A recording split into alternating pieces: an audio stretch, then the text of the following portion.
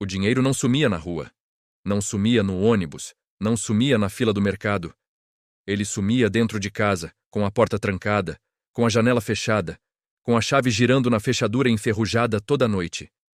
Dona Helena não era uma mulher distraída, era costureira de facção. Contava centavos como quem conta batimentos do próprio coração. Cada peça costurada era suor convertido em moeda. Cada moeda tinha destino marcado. Todo dia 5, o pagamento chegava. Pouco, mas honesto. Ela dobrava as notas com cuidado quase cerimonial. Abria a gaveta da cômoda velha. Sentia o cheiro de madeira úmida e mofo. Colocava o dinheiro lá dentro. Fechava, trancava. Girava a chave devagar, ouvindo o clique seco do metal cansado. E todo dia 20. A gaveta estava vazia, não bagunçada. Vazia. O silêncio que vinha depois da descoberta não era normal. Era um silêncio que acusava, que apontava, que fazia o coração acelerar mesmo sem ninguém na sala. O problema não era só a pobreza. Era o medo, a paranoia, a sensação de que o inimigo não estava lá fora, mas dentro, escondido na própria rotina. E é aqui que mora o perigo. Porque quando algo desaparece dentro de casa, não é só dinheiro que está sendo roubado, é a paz, é a confiança, é a atmosfera. Dona Helena acordava antes do sol. Não por disciplina, mas porque o corpo já não sabia mais descansar. O despertador nem precisava tocar. Às 4:30 da madrugada, o coração já batia acelerado, como se tivesse perdido a hora, como se algo estivesse errado mesmo antes do dia começar. O chão frio da casa de madeira gelava a sola do pé. A cozinha cheirava a café fraco e pano úmido.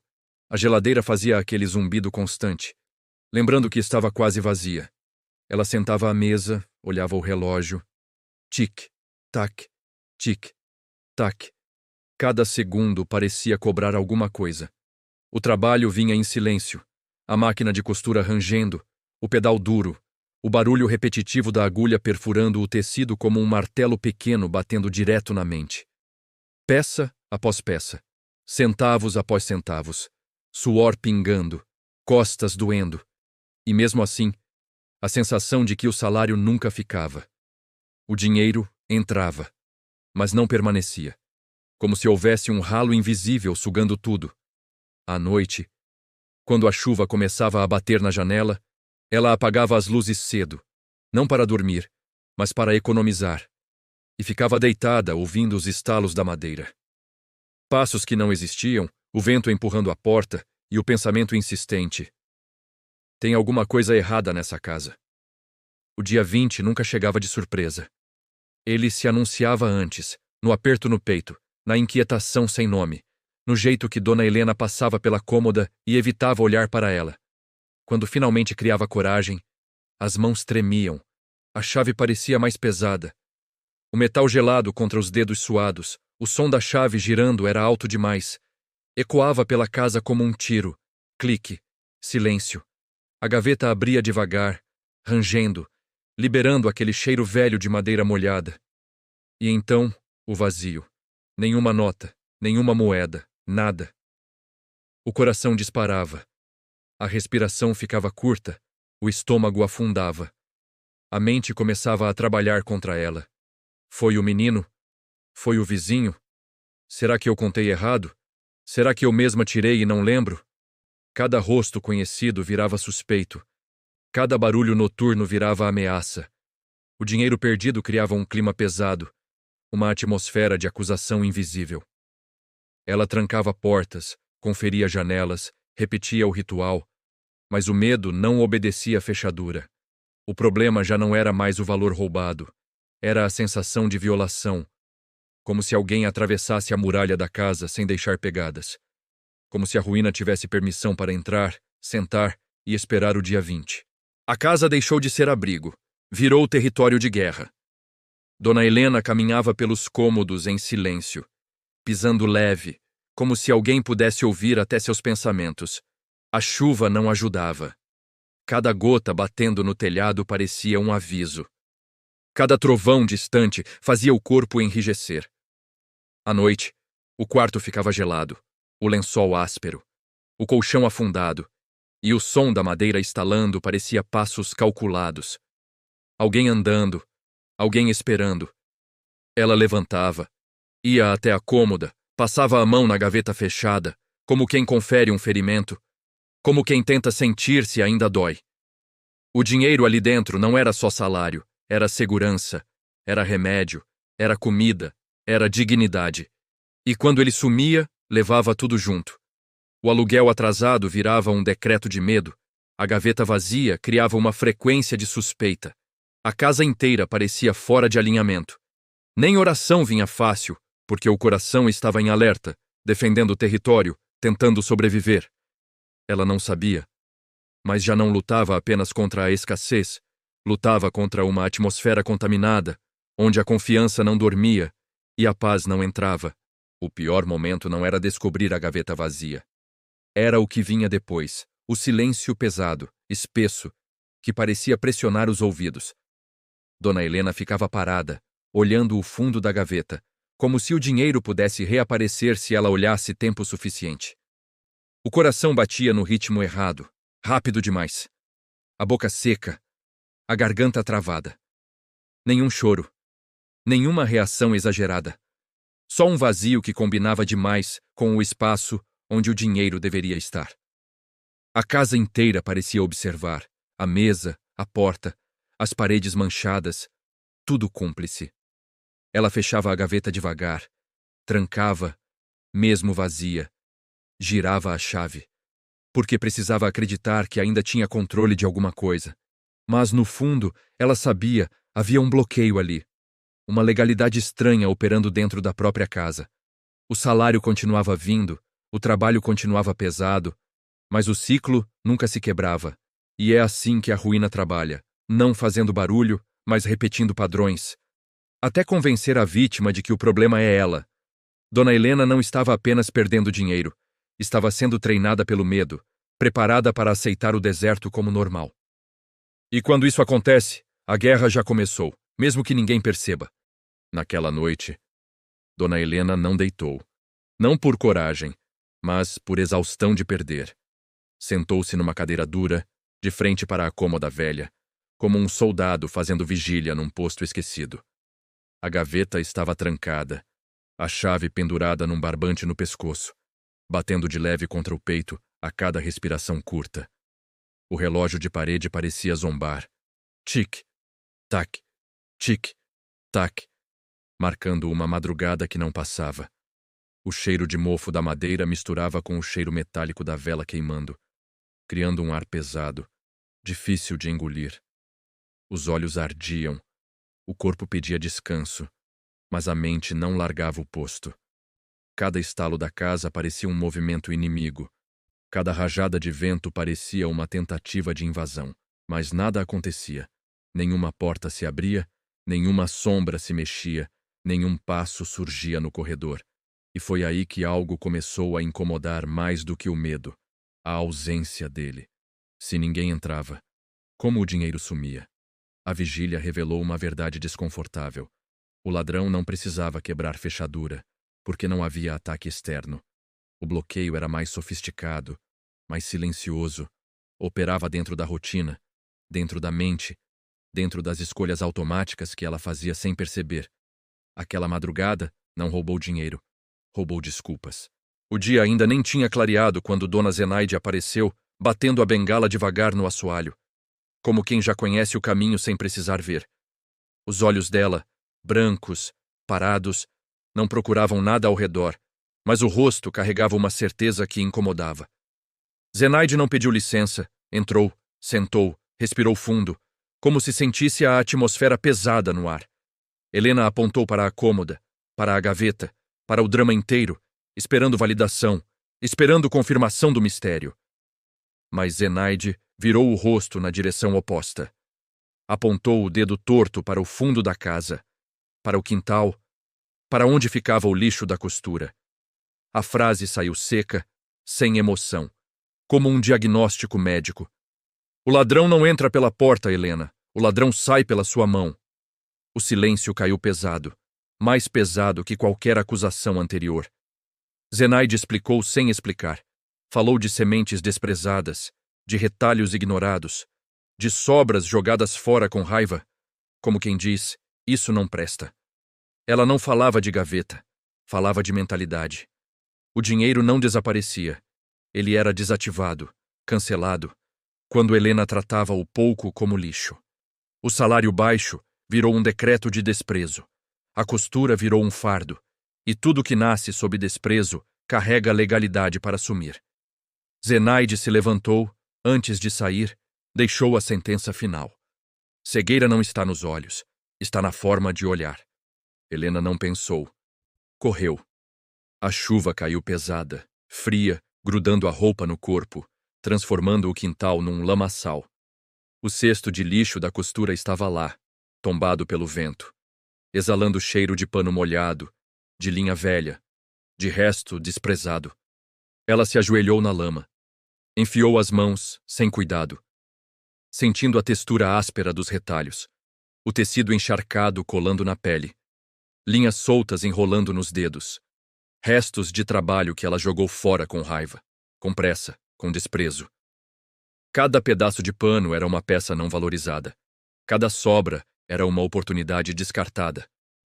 O choro veio pesado, não de tristeza, mas de arrependimento. Ela percebeu ali, na chuva, no lixo, que não era a gaveta que estava vazia, era a visão. O dinheiro não sumia por azar. Ele perdia legalidade quando ela tratava a semente como lixo. O salário pequeno virou motivo de murmuração. A costura virou castigo. E a colheita obedeceu o decreto errado. A luz do amanhecer atravessou a chuva, dourada, iluminando o cesto, como se dissesse: aqui estava o que você pediu a Deus e chamou de nada. O lixo virou altar, a lama virou espelho e a mente começou a mudar. Helena entrou em casa encharcada, não só de chuva, mas de entendimento. Não falou nada, não orou bonito, não fez promessa exagerada. Sentou no chão, sentiu o frio subir pelas pernas, respirou fundo e ficou em silêncio. A metanoia não grita, ela reorganiza. A mente começou a rever cenas antigas. O dia em que reclamou do pagamento. O momento em que jogou fora os retalhos com raiva. As vezes em que amaldiçoou o próprio trabalho. Tudo isso não era desabafo, era decreto. O mundo espiritual não entende sarcasmo, entende frequência. O pouco desprezado gerou escassez autorizada. O lixo não estava no cesto, estava na forma de pensar. Pela primeira vez, Helena não se sentiu vítima. Se sentiu responsável. E responsabilidade não oprime, liberta. A casa parecia mais clara. O ar menos pesado. Como se algo tivesse sido desligado. O bloqueio não foi quebrado com força. Foi dissolvido com entendimento. A gaveta continuava a mesma, a cômoda velha, o salário pequeno, mas a atmosfera tinha mudado. A guerra já não era contra um ladrão invisível, era a favor de um alinhamento consciente. Naquele mesmo dia, Helena fez algo simples e definitivo. Lavou os retalhos, estendeu um por um, organizou as sobras da costura como quem honra soldados feridos. Nada de jogar fora, nada de desprezar. Cada pedaço virou semente em potencial. Ela abriu a gaveta. Não para conferir dinheiro, mas para redefinir propósito. O salário continuava baixo, mas agora carregava honra. A mesa da cozinha virou lugar de estratégia, não de reclamação. O lixo perdeu poder, porque a visão foi restaurada. O novo decreto não foi falado alto, foi vivido em silêncio. Nada que entra pelas minhas mãos será tratado como lixo. A casa respondeu. O ar respondeu. A mente respondeu. O roubo cessou antes mesmo de qualquer centavo voltar, porque o que sustentava a perda foi cancelado. A partir dali, Helena não esperava milagres rápidos, esperava colheitas legítimas, porque quando a visão muda, a legalidade muda, e o que antes sumia começa a permanecer. Helena parou de chorar. Não porque a dor acabou, mas porque a decisão nasceu. O ritual não começou com palavras bonitas. Começou com água fria. Ela encheu a bacia, mergulhou os retalhos resgatados do lixo, esfregou um por um, sentindo a textura do pano áspero, a tinta soltando, a sujeira indo embora. Aquilo não era limpeza doméstica, era resgate espiritual. Cada pedaço lavado cancelava um decreto antigo. Cada pano estendido ao sol dizia em silêncio: isso tem valor. Depois, com as mãos ainda molhadas, ela fez o segundo passo. Não ajoelhou em templo, ajoelhou na cozinha. A voz saiu baixa, firme, sem drama. Senhor, isso não é lixo, é semente. O que eu desprezei, eu consagro. Nenhum trovão, nenhuma emoção exagerada, só alinhamento. O terceiro passo veio na madrugada, quando a casa dormia, e a fé precisava trabalhar sozinha. Helena puxou a máquina, alinhou os retalhos, costurou a primeira colcha. Cada ponto era um ato de resistência. Cada pedaço unido dizia que o resto também constrói futuro. O ritual estava completo. Físico, espiritual, prático. Não era mágica. Era protocolo. O inimigo não esperou. A máquina de costura engasgou, fez um barulho seco e parou. A linha acabou logo depois, justo no meio do trabalho. O silêncio que veio tentou falar. É inútil. Volta a dormir. Isso não vai dar em nada. O velho medo tentou voltar, mas encontrou resistência. Helena respirou fundo, pegou agulha e linha, sentou de novo. Costurou a mão. O dedo furou, o sangue manchou o pano, ardido, quente, real. Cada ponto doía, mas avançava. A fé naquele momento não era confortável. Era teimosa. Não tinha louvor, tinha suor. Não tinha promessa, tinha persistência. O teste não veio para roubar a colcha, veio para testar a posição. E Helena não recuou. Costurou até o sol nascer, com os dedos inchados, o corpo cansado, mas a mente alinhada. O inimigo perdeu legalidade ali, não porque ela venceu fácil, mas porque não desistiu quando doeu. O milagre não caiu do céu, saiu das mãos. Helena não ganhou na loteria, não recebeu herança, não ficou rica. Mas algo mudou de forma irreversível. As colchas começaram a vender, primeiro uma, depois outra, depois encomendas. O dinheiro entrou e ficou. A gaveta parou de acusar, porque agora havia multiplicação, não fuga. O que antes sumia, agora permanecia. A despensa começou a encher. Arroz, feijão, pão. Nada luxuoso, tudo digno. O milagre foi agridoce, porque exigiu esforço, mudança, honra ao pouco, mas foi real. O lixo virou produto. O resto virou renda. A vergonha virou testemunho silencioso. A casa não era mais campo de guerra, era território recuperado. Não foi sobre dinheiro apenas, foi sobre visão restaurada. Quando o desprezo saiu, a escassez perdeu força. Agora escute, porque aqui a história para e a sua começa.